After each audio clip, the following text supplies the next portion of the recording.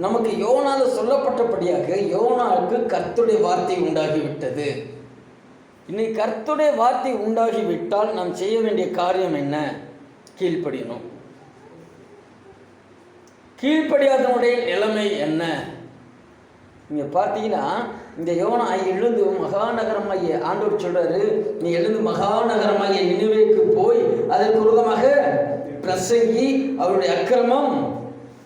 இப்ப நினிவே என்னுடைய அக்கிரமம் அங்கே வந்து விட்டது. யோனாட்ட சொல்றாரு, யோனா தீர்க்கதரிசிகிட்ட போய் நீ சொல்லுனா போய் சொல்லியிருக்கணும். நீங்க இதுல எசேக்கியேலும் எரேமியாவும் பயங்கரமான நல்ல ஒரு தீர்க்கதரிசி. சொல்லுனா போய் சொல்லுவாங்க. ராஜாவா இருந்தா என்ன, எவனா இருந்தா எனக்கு என்ன, நான் கர்த்தர் சொல்லிட்டார், நான் போய் சொல்லுவேன். கர்த்தர் எனக்கு வெளிப்படுத்தி சொல்லிவிட்டார், நான் போய் அவங்க அக்கிரமத்தை அறிவிப்பேன். அல்லேலூயா. நீ துறவுக்குள்ள போட்டாலும் சரி, நான் அறிவித்து தான் செய்வேன். ஆனா யோனா அப்படி இல்லை. யோனா என்ன செய்தாருங்க? யோனா கர்த்தருடைய சமூகத்திற்கு விலகி, முதலாவது கர்த்தருடைய வார்த்தைக்கு கீழ்ப்படியாதவர்கள் கர்த்தருடைய சமூகத்தை விட்டு விலகிடுவாங்க. ரெண்டாவது காரியம், போகக்கூடாத இடத்துக்கு போவாங்க. பணம் கொடுத்தாவது காசு கொடுத்தாவது போகக்கூடாத ஒரு இடத்துக்கு போவாங்க. தேவனுக்கு பிரியமில்லாத இடத்துக்கு போவாங்க. அடுத்து பார்ப்போம்னால், எழுந்து யோப்பாவுக்கு போய் தர்சீசுக்கு போகிற ஒரு கப்பலை கூலி கொடுத்து, நான் கர்த்தருடைய சமூகத்திலிருந்து விலகும்படி அவர்களோட தர்சீசுக்கு போக கப்பல் ஏறினான். சமூகத்திலிருந்து விலகி ஓடி போகிறதுக்கு கப்பல் ஏறுகிறான். அதுக்கடுத்ததில் நீங்கள் பார்த்தீங்கன்னா, கர்த்தர் சமூகத்திலிருந்து சமுத்திரத்தின் மேல் பெருங்காற்றை வரவிட்டார். அதனால் கடலில் கப்பல் உடையும் என்று நினைக்கத்தக்க பெரிய ஒரு மனுஷன் கீழ்ப்படியாமல் இருக்கிறதுனால ஒரு பெரிய கொந்தளிப்பை சந்திக்க வேண்டியிருக்கும். வசனத்துக்கு கீழ்ப்படியில, கர்த்தருடைய வார்த்தைக்கு கீழ்ப்படியாத எந்த குடும்பத்திலும் ஒரு பெரிய கொந்தளிப்பு வரும். இங்கே அவன் அந்த யோனாவினால, யோனாவுக்கு மட்டும் கொந்தளிப்பு இல்லை, யோனாவோடு பயணம் செய்தவர்களுக்கும் ஒரு பெரிய கொந்தளிப்பு, மரண பயம். ஒரே ஒரு மனுஷன் கீழ்ப்படுதல் இல்லாததினால், கர்த்தருடைய சமூகத்தை விட்டு போவதினால், அங்கே அந்த கப்பல் இருக்க அனைவருக்கும் இழப்பு. ஒரு பக்கம் பயம், மிகவும் பிரயாசம், ஒன்றும் அங்கே செல்லலை. ஒரே ஒரு தேவனை அறிந்த, கர்த்தரை அறிந்த ஒரு மனுஷன் சமூகத்தை விட்டு விலகி போகிறதுனால அங்கே ஒரு பெரிய இழப்பு. இன்னைக்கு அநேக குடும்பங்களில் இழப்பு ஏற்படுதுங்க.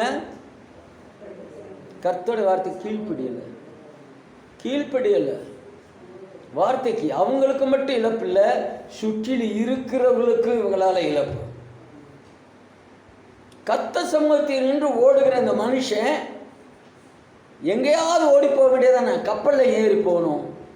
அவங்களுக்கும் பிரச்சனை. இப்போ கப்பலில் இருக்கிற ஆளுக்கு பிரச்சனை.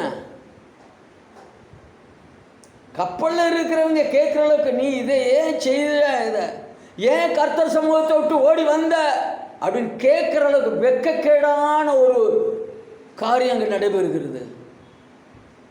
தேவனை அறியாத சிலர் கேட்குறாங்க, நீ ஏன் இப்படி செஞ்ச, நீ ஏன் கர்த்தர் சமூகத்தில் நின்று ஓடி வந்த, நீ ஏன் கர்த்தருடைய வார்த்தைக்கு கீழ்ப்படியலை? கர்த்தருடைய வார்த்தைக்கு கீழ்ப்படியாத யோனா கடைசியில் தூக்கி கடலில் வீசப்படுகிற நிலைமைக்கு ஆகிப்போச்சு. கடலில் தூக்கி போடணுமா, மூச்சு முட்டணும், அப்புறம் ஒரு கர்த்தர் இரக்கம் பாராட்டி ஒரு மீன் அனுப்பணும், அப்புறம் அதுக்குள்ளே 3 நாள் மூச்சு முட்டி கிடக்கணும். ஸோ இன்னைக்கு தேவ சபைகளும் தேவனுடைய மனுஷர்களும் கர்த்தருடைய வசனத்துக்கு கீழ்ப்படியாதபடி தங்களுக்கு தாங்களே கேடு உண்டாக்கி கொள்ளுவதற்கு, தங்களுக்கு தாங்களே ஊடுருவ குத்தி கொள்ளுகிறார்கள் என்று வேதம் சொல்லுகிறது.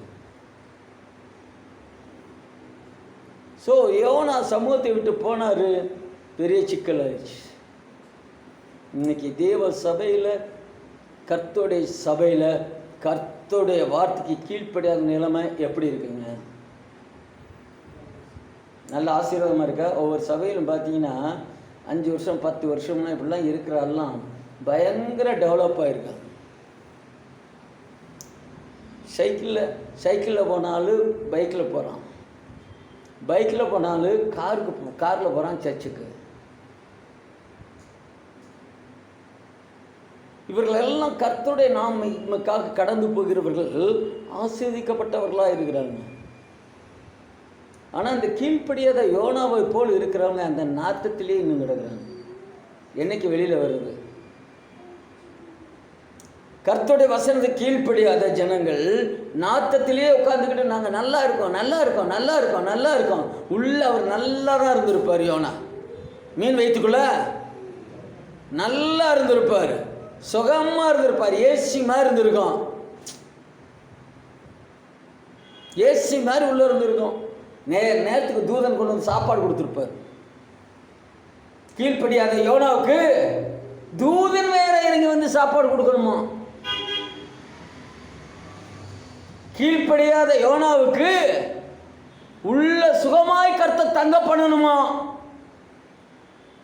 கீழ்ப்படியாத யோனாவுக்கு கர்த்தர் ஆசீர்வதிக்கணுமா? அல்லேலூயா அல்லேலூயா. எனவே எனக்கு அருமையான ஒரு கர்த்தர் நாம மகிமைக்காக யோனாவை போல கீழ்ப்படியாம அவர் சமூகத்தை விட்டு ஓடிட்டு இதில் வேற ஒரு சாட்சி வேற. யாரு? புறநத்தார்ட்ட சாட்சி வேற. சாட்சி சொல்ற லட்சணம் தப்பாரு. நீயே கீழ்ப்படியல, நீ என்னத்த சாட்சி போய் சொல்லுவ? யோனாவே நீயே கீழ்ப்படியல, கர்த்தருடைய சமூகத்தை விட்டு கடந்து போற, நீயே கீழ்ப்படியல, நீ என்னத்தை போய் சாட்சி சொல்லி அதை ஏற்றுக்கொண்டு எத்தனை பேர் ரட்சிக்கப்படுவாங்க? கவனிச்சிங்கன்னா அதை சொல்றாரு. அதற்கு அவன், நான் எபிரேயன், சமுத்திரத்தையும் 1:9 பூமியையும் உண்டாக்கின பரலோகத்தின் தேவனாகிய கர்த்தரிடத்தில் பயபக்தி உள்ள ஆள் எங்க போய்? அங்க அலை அடிக்குது, காற்றடிக்குது, கொந்தளிக்குது. அந்த இடத்துல ஒரு சாட்சி சொல்றாரா, நான் கர்த்தரிடத்தில் பயபக்தி உள்ளவன், கர்த்தரிடத்தில் பயபக்தி உள்ளவன். இன்னைக்கு அப்படிதான் நிறைய பேர் கீழ்ப்படியாம பயபக்தி உள்ளவன் என்று சாட்சி கொடுத்துக்கிட்டு இருக்காங்க. நான் கர்த்தரை ஆராதிக்க போறேன், கர்த்தரை தொழுது கொள்றேன், கர்த்தரை ஜெபம் பண்ணுகிறேன். எவ்வளவு தூரத்துக்கு துணிகரம்! டேய், நீயே கீழ்ப்படியிலையே, நீ எப்படி கர்த்தருக்கு பயபக்தி உள்ளவனா இருக்க முடியும்? யோனாவே, நீயே கீழ்ப்படியிலையே, கர்த்தருக்கு எப்படி பயபக்தி உள்ளவனா இருக்க முடியும்? கர்த்தருக்கு கீழ்ப்படிகள் பலியை பார்க்கிலும் கீழ்ப்படிதலே. நீயே கீழ்ப்படியிலையே, நீ பயபக்தி உள்ளவனா? யோனாவே, நீ பயபக்தி உள்ளவனா? இப்படிதான் இன்னைக்கு சபையிலையும் அநேக ஊழியர்களும் கர்த்தருக்கு கீழ்ப்படியாம நான் கர்த்தருக்கு பயபக்தி உள்ளவனும் வெளிவேடக்கார பரிசேரை போல் வாழ்ந்துட்டு இருக்கிறாங்க. அல்லேலூயா. அதனால நமக்கும் ஒரு வாய்ப்பு கர்த்தர் வெளிப்பாடு கொடுத்துருக்கிறார். கரெக்டாக கர்த்தருடைய வசனத்தை கீழ்ப்படியணும், கீழ்ப்படிஞ்சு அவர் சொல்றதை கேட்கணும், அவர் சொல்றதை போய் சொல்லணும். ஞானசனம் எடுத்தால் போதுமோ? சர்ச்சுக்கு வந்தால் போதுமோ? மார்க் 16:16 என்ன சொல்லப்படுது?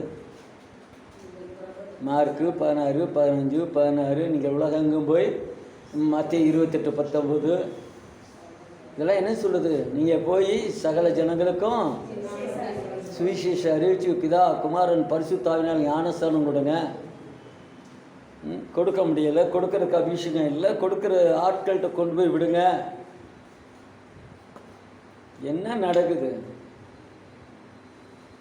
ஆனால் என்ன இது எதுவுமே செய்யலை. ஒரு ஆளை கூட ஞானஸ்தானத்துக்கு ஆயத்தப்படுத்தி கொண்டு வரல, கர்த்தர்கிட்ட கொண்டு. ஆனால் நாங்கள் யார்கிட்ட பயபக்தி உள்ளவர்கள்? யார்கிட்டையா? எப்போ கர்த்தர் எவ்வளோ சந்தோஷப்படுவாருங்க. நம்ம சபையெல்லாம் பார்த்து எவ்வளோ சந்தோஷப்படுவார் தெரியுங்களா? அவ்வளோ சந்தோஷம் அவருக்கு சபையை பார்த்து. அல்லேலூயா.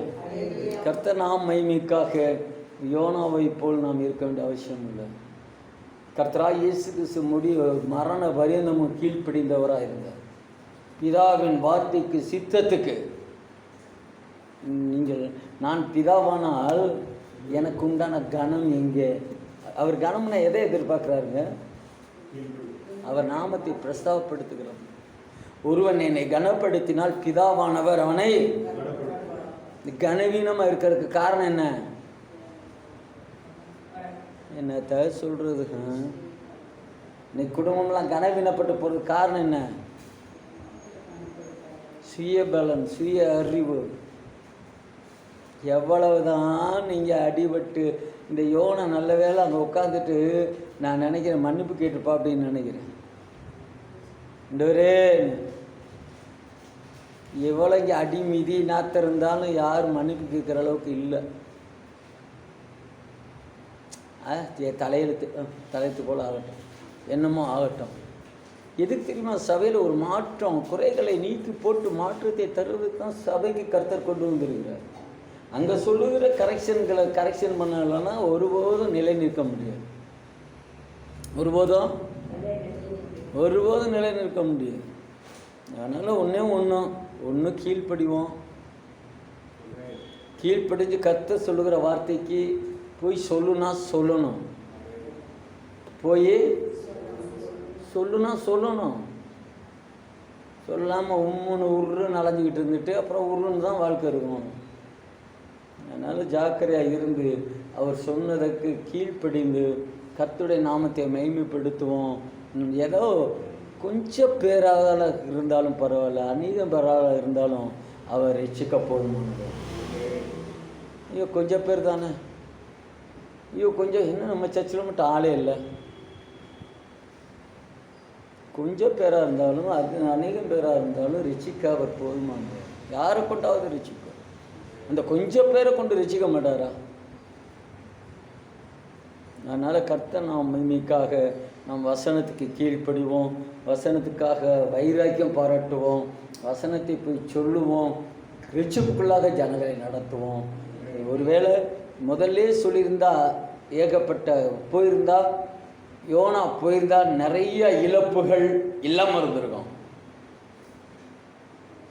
சொன்ன உடனே கீழ்ப்படி, அதனால திரளான இழப்புகள். புற இனத்தன் கர்த்தர் யாரையாவது வந்து கேள்வி கேட்கிற நிலைமை, வெக்கமான நிலைமை. இதுல இருந்தெல்லாம் தப்பிக்கணும்னா வசனத்துக்கு கீழ்ப்படியணும். வசனத்துக்கு கீழ்ப்படிந்து கர்த்தருடைய நாம் மகிமைக்காக அவர் சித்தம் செய்யணும். அப்பொழுது கர்த்தர் உயர்த்துவார், பெரிய காரியங்களை செய்வார். அல்லேலூயா.